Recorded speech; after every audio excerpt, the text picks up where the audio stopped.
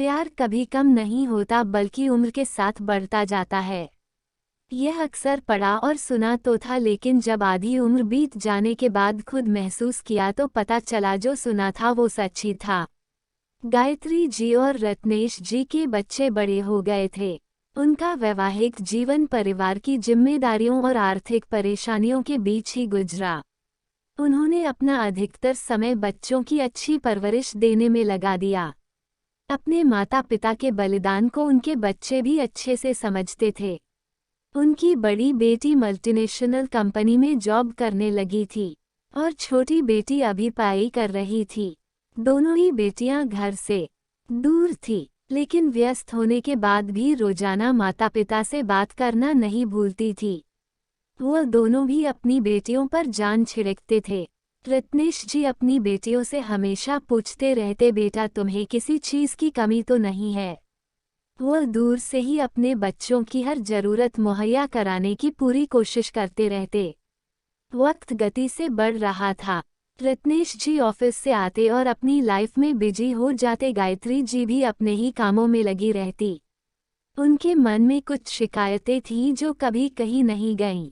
वह भी परिस्थिति के अनुरूप खुद को ढाल चुकी थीं। धीरे धीरे ऐसा लगने लगा था जैसे कि दोनों के बीच प्यार कम होता जा रहा था। वह दोनों जब भी साथ बैठते तो किसी न किसी बात पर झगड़ पड़ते, लेकिन फिर थोड़ी ही देर में दोनों अपने झगड़े को भूलकर फिर से अपनी जिम्मेदारियों में व्यस्त हो जाते। फरवरी का महीना आ गया था। इसी महीने में 14 फरवरी को उनकी शादी की सालगिरह होती थी। कुछ हो न हो, शादी के दिन को अच्छे से बिताने का शायद हर दंपत्ति का मन करता है।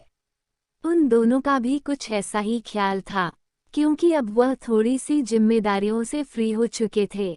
गायत्री जी सुबह उठकर नहाकर मंदिर जाने को तैयार थीं, लेकिन रत्नेश जी अपने स्वभाव के अनुसार धीरे धीरे कछुए की भांति अपना काम कर रहे थे।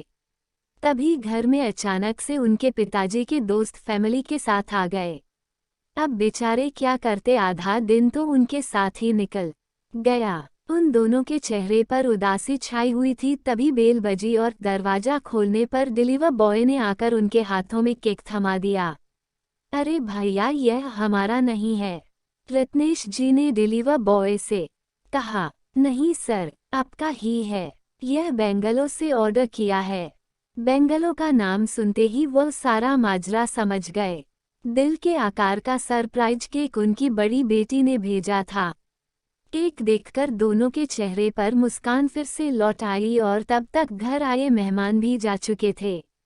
गायत्री जी और रत्नेश जी ने अपने माता पिता के साथ मिलकर केक काटा और डिनर के लिए कहीं बाहर जाने का सोचने लगे। माता पिता जानते थे कि उनके वह बेटे का आधा जीवन तो घर गृहस्थी की जिम्मेदारियों में ही निकल गया है, तो उन्होंने डिनर के लिए साथ न चल पाने के लिए घुटनों के दर्द का बहाना बनाते हुए असमर्थता प्रकट की।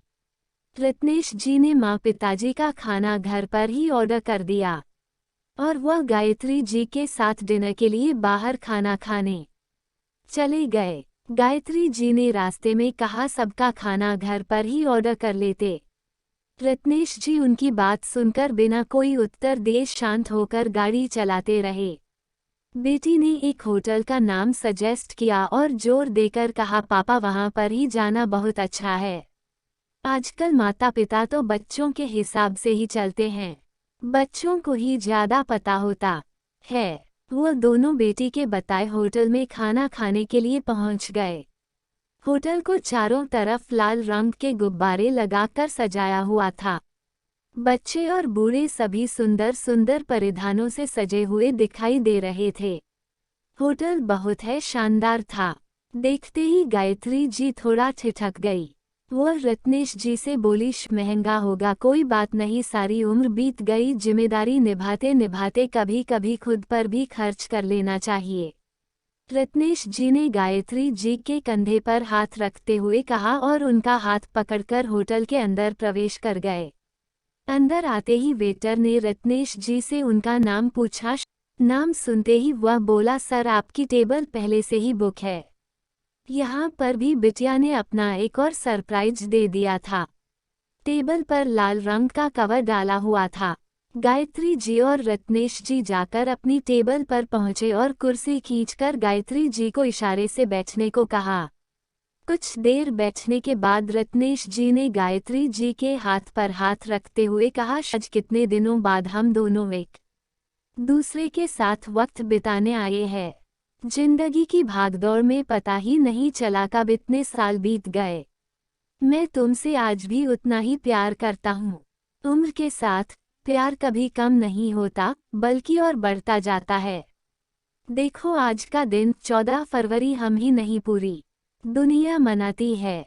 गायत्री जी को अपनी शादी की रात याद आ गई जब सुहागरात के दिन रत्नेश जी ने अपनी जेब में से एक अखबार की कटिंग निकालकर दिखाते हुए कहा था, देखो आज का दिन हमारी शादी की तरह सभी के लिए आपस में एक दूसरे के प्रति प्यार को दिखाने का दिन है।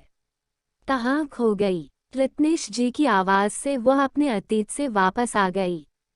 तभी बड़े ही प्यारे अंदाज में गायत्री जी को अपनी कोट की जेब में से गुलाब का फूल निकालकर देते हुए रत्नेश जी ने कहा, ऐसे ही लड़ते झगड़ते हुए तुम हमेशा मेरे साथ कदम से कदम मिलाकर चलती रहना।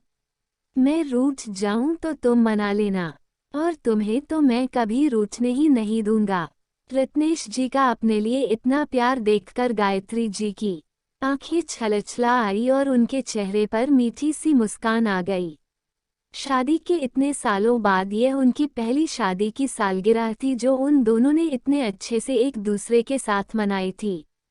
दोनों ने आज दिल खोलकर खुशी के हर पल को एंजॉय किया था। होटल में गाना बज रहा था, तू जो हंस दे शू जो हंस दे। गाना सुनकर रत्नेश जी खुद को रोक न सके और गायत्री जी का हाथ पकड़कर धीमे धीमे संगीत के साथ दोनों एक दूसरे के हाथों में हाथ डालकर अपनी जिंदगी के स्वर्णिम पलों का आनंद लेने लगे। दोस्तों, सच में प्यार करने की कोई उम्र नहीं होती।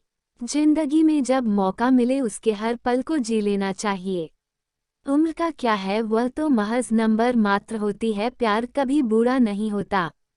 गायत्री जी ने अपने स्वर्णिम पलों को अपनी डायरी में उतारते हुए रत्नेश जी से मिले गुलाब के फूल को डायरी में प्यार से पन्नों के बीच सहेज लिया।